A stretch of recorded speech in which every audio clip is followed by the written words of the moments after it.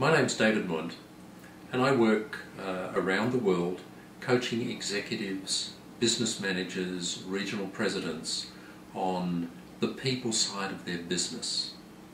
After over 40 years' experience in a range of industries and businesses around the world, what I find is that the people side of the business is where most people need help and where most people get the biggest significant advantage over their competitors when they do that part right.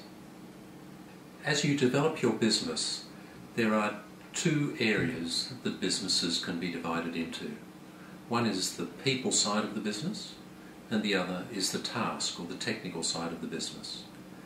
If you ask people which is most difficult, most of them say the people side is the most difficult. Which is most important? They are both important, but the area that lets most businesses down is the people side. From my experience working with organisations around the world in a range of different areas, I find the reason for most failures is on the people side. From talking to the chief executive of one of Australia's largest international organisations, I asked him what was most important for his business.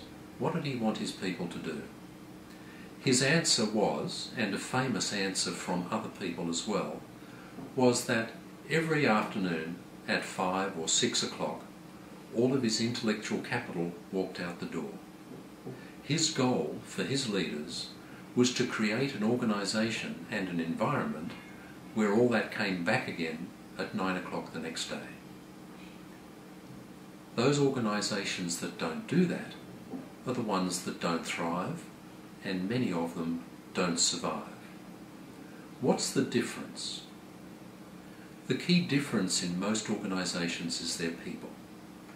Most people will tell you that people are their biggest asset.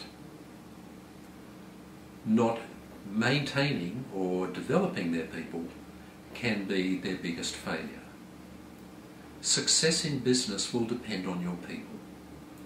When analysts look at an organisation for an IPO listing on the stock exchange, or to evaluate an organisation, where they place their biggest emphasis is on the development programs and the people systems that you have in place.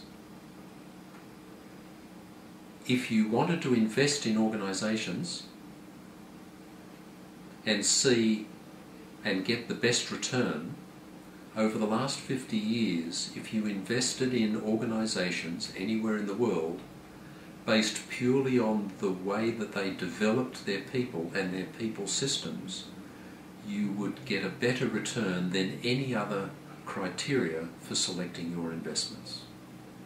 So dealing with people, being able to deal with different people, understanding that people have different needs, understanding that different people have different requirements regardless of their age, their background, their technical ability or their culture, is the most important thing you have to do.